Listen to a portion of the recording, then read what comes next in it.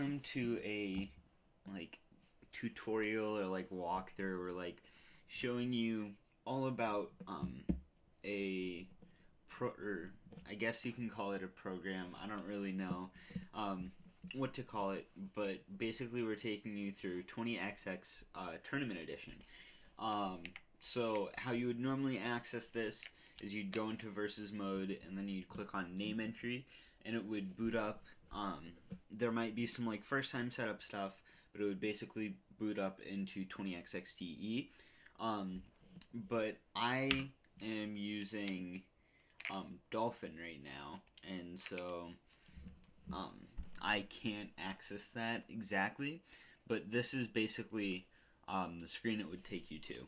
And so when you get in, it's this pretty much the same thing as regular Melee as it seems. There are some things, so in things like training matches, stadium matches, stuff like that. I don't know if it'll, but you can use the C stick for like smash attacks and aerials. So there is that, and that's about all that's different in single player. Yeah, so that can make it quite a bit easier. All the events are still the same. All the stadium things are still the same. Classic, All-Star, and Adventure are still the same. You can just use C-Stick now, which does help out quite a bit if you do like doing those things. Everything, I believe, is unlocked in terms of trophies, and they give you 999 of them, apparently. And like options, data, all of that stuff is just normal. But where 20XXTE really shines is the tournament mode. So this was made by Dan Salvato, and he included some settings into this that can really help. So this is kind of what is used at quite a bit of tournaments. It also carries something called, it's called UCF, or Universal Controller Fix. It basically makes it so that all controllers are the same. So in some controllers, angles are off, can't shield drop properly, like, it basically makes everything that you'd need mods for, like snapback reduction, like perfect alignment, stuff like that. It isn't really necessary with 20XXTE because of Universal Controller Fix. It makes all controllers pretty much act the exact same. And then going into the tournament settings, you can have neutral spawn points. You can have the Melee version 1.0. You can have frozen mode, which I'll kind of show that off a little bit, but basically what it does is it makes the stage freeze, so Shy Guys won't come by. I don't think there are any stage transformations in Pokemon Stadium. The platforms stay the same on Fountain of Dreams, just basic kind of stuff like that. Hold start to pause is pretty self-explanatory. Lower Dreamland background music. Dreamland is a very loud stage, and so by using this, you can just kind of reduce that. And then Universal Controller Fix. And then, so that's with the tournament mode on, which is what most tournaments run. And then with that off, you also get some options of settings from 20XX.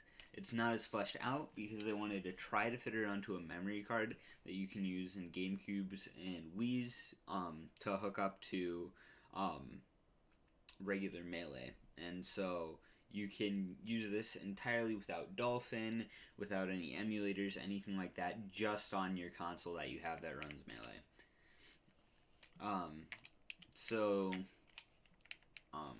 These settings, it makes it so, like this one, it like skips the result screen. So if you're in friendlies and you don't really want to see the result screen, or you're trying to get in practice against different characters, stuff like that, it just makes time in between games go a little bit quicker. Random stage music, it's basically takes a random song from all the stages and plays it. Screen rumble, you might see this a little bit, but the screen kind of shakes from like hazards, attacks, when you fall off the screen, so that kind of reduces that, or even gets rid of it. Extra shield colors, this is kind of cool. I'll turn this on to like show it off, but normally player 1 just has red shield, but they can have any other colors of shields as well. L cancel, this is just to practice a little bit. You can have it just like normal, no flash, and then if you want to practice, you can have flash red when unsuccessful, or flash, I believe, white it is when successful. And those can just help you practice L canceling and know when you're doing it right and wrong for some of the like less technical moves. And then enable movement. Oh, so like when the game ends, normally the game just like freezes, but this gives you like 2 seconds of movement before the result screen. I don't know about all of this, but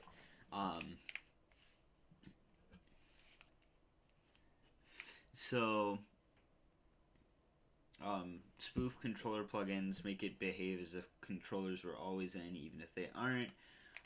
Holding A and B during, like while a match ends, will just restart it, like a salty run back. Enable taunt canceling is like when you slide off the edge while you're taunting, it then cancels the taunt and you can act out of it. And disable star KOing, you might see, especially in like Jigglypuff's Arrest, when you go off the top of the screen, that's a star KO. And so by disabling those, it makes the game just a little bit more consistent. There's L cancel training wheels, where it automatically L cancels, but you like flash on a successful input, I believe. Toggle infinite shields, really good for shield practice. I use it quite a bit.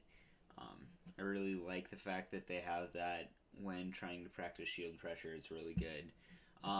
Fixed camera is not really useful, but if you just want like one fixed camera, it's there. You can press right on the D-pad and it will show collision bubbles. Enable an input display hub. So this is where you might see it on some of my podcasts of like the gameplay, but it basically shows all the controllers and what the players are using, what buttons players are pressing at the top. This shows green when characters aren't moving, and this has the CPU, DI, and tech randomly, and so it makes it a little bit harder to combo them, and it gets you more used to like a human would. So let's go in, and I will show you some of these things, and just like a regular match. Also, things, I think the only person this applies to is Sheik, or Zelda and Sheik, but if the character has a transformation, they will use it at the beginning of the match. So first, let me just like show you a different shield color. So this is green. I believe it's either player 4 or 3, and there's that. And then Y, it shows there's a blue with like an X as the cursor instead of the plus like it normally is, and it's white, and that means you're in freeze mode, which I think Pokemon Stadium is the best one to show it on. As you can see, hold on, there shows the collision bubbles, so it can give you like frame data, invincibility, things like that, hurt and hitboxes. It's really good to use starting out and getting used to your character. Although I do recommend trying to find it elsewhere as well. You can see at the top, I'm moving my controller left and right, and it shows at the top that I'm moving my controller. and yeah, so it's really good for shield practice. It's really good in tournaments because it has universal controller fix, neutral spawn points, and always starts back to the same if you have tournament mode on. And yeah, so if you're trying to practice on like a GameCube, I really do recommend this. It's obviously not going to be your greatest solution. 20XX does look quite a bit better. But if you're looking for something simpler and can fit on a memory or GameCube memory card, this really is quite good. I don't really know that I have too much else to say.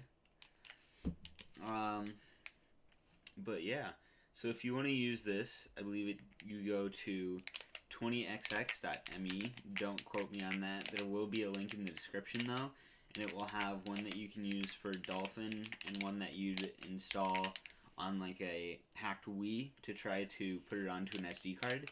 I believe they also sell SD cards on Amazon, or not SD cards, GameCube cards on Amazon. And so yeah, with that, that's about it. There should be a new episode of the podcast up on Monday, so check that out. And then after that, I'll try to have a review of a game up maybe like Thursday or something like that. Just keep tuned into the channel. We'll have more content coming out. And I hope you all enjoyed this video. Hope you gained something out of it. And with that, that concludes my thoughts on 20xx Tournament Edition. So I'll see you all next time, and bye.